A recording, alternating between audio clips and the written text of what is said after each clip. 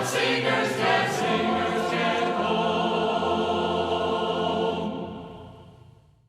we continue our thoughts on Tom Holland, one of the special things that he did during his lifetime, he brought to life what we typically know as Tom's Pastime Porch. And Brother Holland had the unique ability to tell a story. He was a storyteller. He was. He was an after-dinner speaker. He was a preacher, a teacher. Mm-hmm.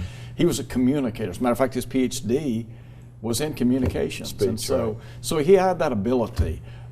I know that you spent a lot of time with him filming Tom's Pastime Porch, and no doubt many memories come to mind, but maybe walk us through some of those. I don't remember exactly how it got started originally, maybe from some evening dinner speech that and the stories that he would tell, and those. He was a master at trying to take some funny little incident, maybe about an older couple or maybe about an animal or something of that nature, and everyone would laugh after he told the story, but then he would invariably add a principle or truth, something that we could glean from that in making an application. I was blessed. Have been unbelievably blessed to have known him and to be associated with him in different ways, not just in the publishing of book, not just in video series, but the Tom's Pastime Porch, though, was the fun part. We had a set there at our studio in Pulaski, and he would come and he would have his little 3x5 cards. And because obviously he might do 30 or 40 or 50 different little quips at that time. I don't know how many cumulative, well over 100 that he would do. Maybe it'd only be 20 or 30 cards. But he would have those, and he'd pull them out of his pocket, and he'd look and he'd read and refresh his mind concerning the joke. And then he would pitch it down on the floor. And then he would actually look at the camera and then switch to another camera and so forth and tell the story, and he would just laugh himself, and he would just get so tickled. And then he would turn it into something of an application. We did that multiple times at the East Hill Lectureship in Pulaski, but then we also out at the studio, for an example, one time, Yogi Spears, who was an elder at that time at the Lomax Church in Hohenwald, and he and Yogi were just like this, and they truly fed off of each other. One would say something, Tom, you remember this? Well, Yogi, do you? Yes, I remember that, but you also, and he would build on it accordingly. Those haven't even aired yet. We have those, and some of the things that they would tell would be 10 or 15 minutes in length. They would get started on a story, they just couldn't stop, and they would laugh back and forth.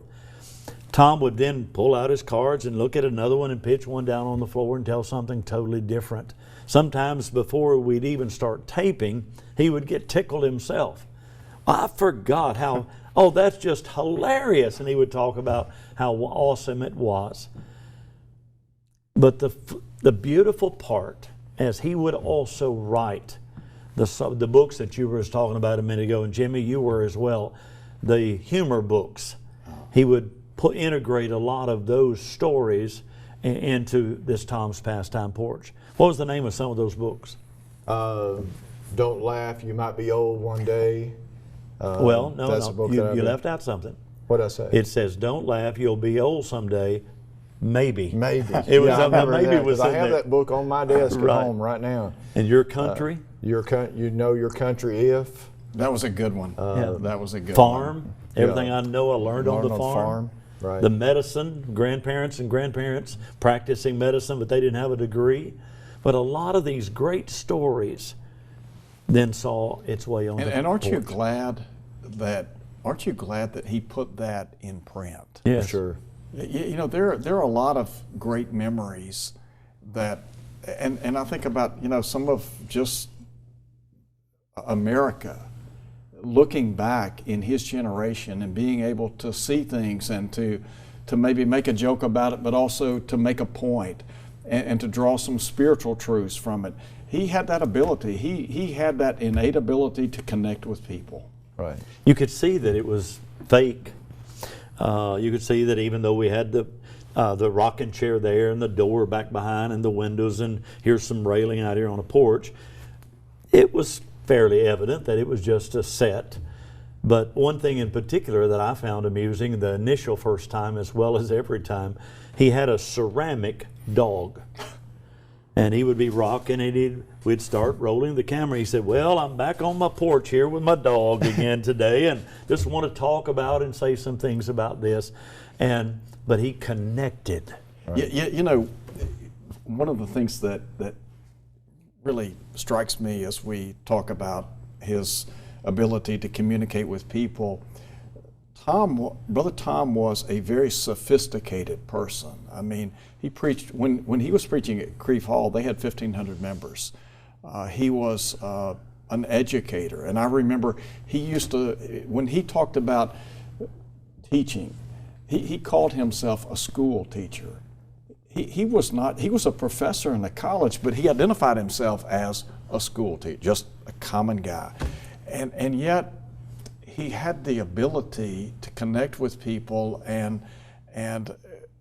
you know, to think about, here's a guy that's got a PhD degree, he preaches for a large church, he's preached, or rather he's taught in universities, and yet he's willing to go back to this rural setting and to communicate to people as if he were just an old country boy. That's right. He was at heart. You could tell that he was. Yeah. Well, on top of that, that was his background from the Limestone County, you know, eastern Lauderdale County, where he was from.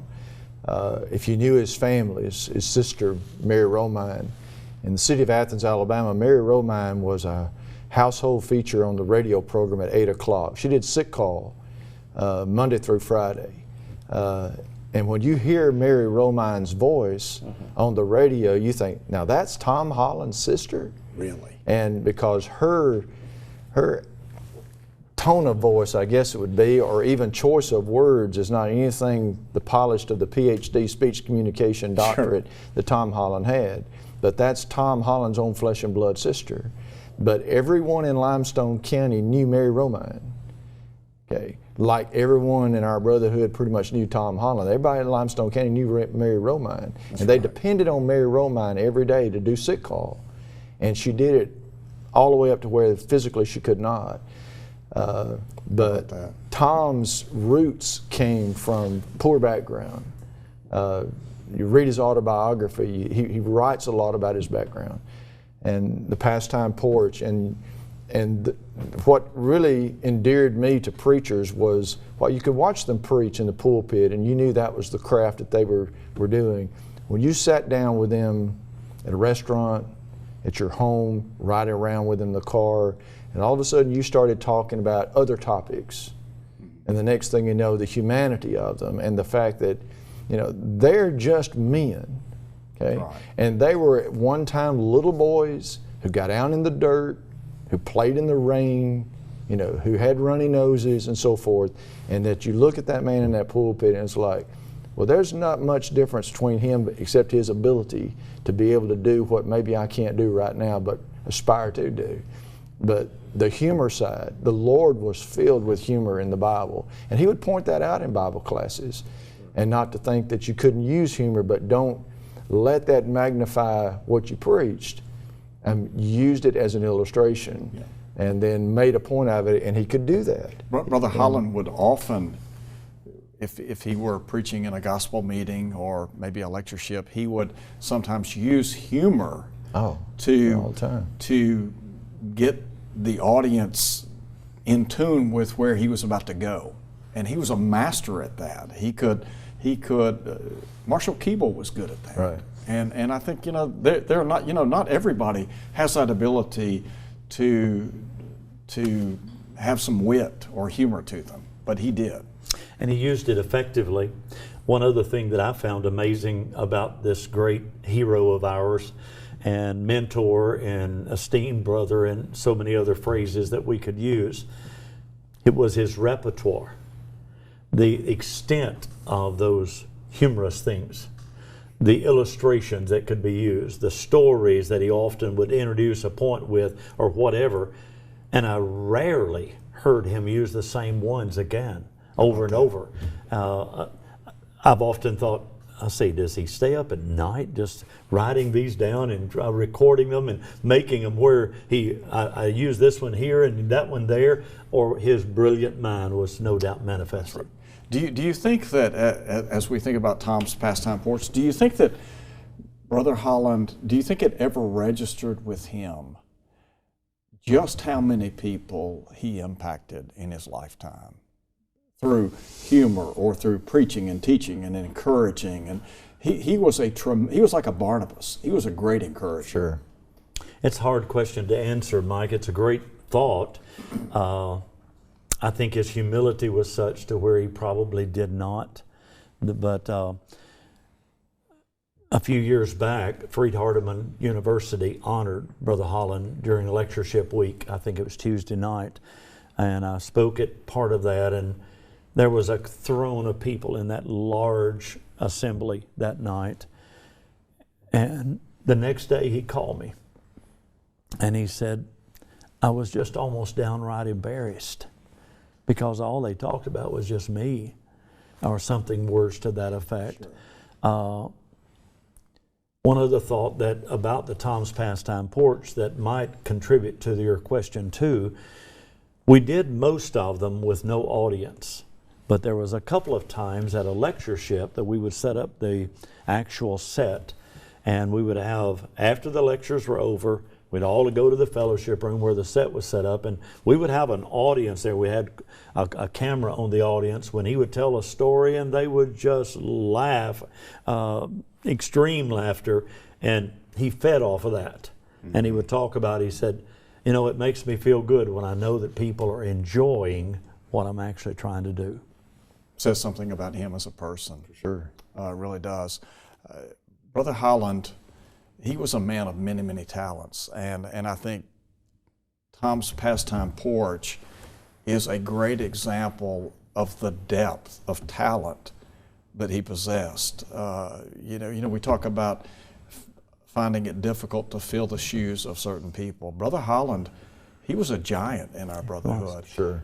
And you know, a lot of the giants in our brotherhood are no longer with us, and you know, sometimes we look around and we think, you know, who's going to fill these shoes? You know, we're talking about a guy today that was a song leader, songwriter. He was an author. He was a preacher, a teacher. I mean, he had so many abilities, and you know, that's rare. I think there are several. I'll put a positive spin on your thought or commentary there. I know some young men that are coming along that are got the good foundation. They love the Bible. They love the truth. They're standing for what's right. They're teaching what's true. Hopefully they will stay humble and continue to work in the kingdom. Brother Tom, at the age of when some of these are now at their age, he was not the Tom Holland that we know as he passed. But I'm hoping and praying that these great students of the book and love the truth will develop and fill the shoes in the future. That's right. That's right. Because, you know, we're talking about a lifetime of achievement here. Yes, sure. This was something that was born over a 70-year period of time. Right. And Brother Holland, you know, I've heard him say before that the Lord had blessed him with opportunities. And he had many opportunities, and I think that he seized those opportunities and used the talent that God gave him to bring glory to God. And that's a wonderful thought. Sure. One thing that you mentioned a minute ago that triggered another, we were talking about Tom's Pastime Porch and where all they were recorded and the purpose of them. And you mentioned multi-dimensioned or faceted in his talents. There also is a series of lessons or videos that he did called Standing Up for America. GBN aired those for a while. Mm-hmm. What powerful material. He researched it meticulously. I mean, the history that he would oftentimes lay as a foundation from which to make a point in those 6, 8, 10-minute broadcasts was phenomenal. Great point, great point. We're going to close there, and we're going to offer some concluding remarks in just a moment or two. When all of God's singers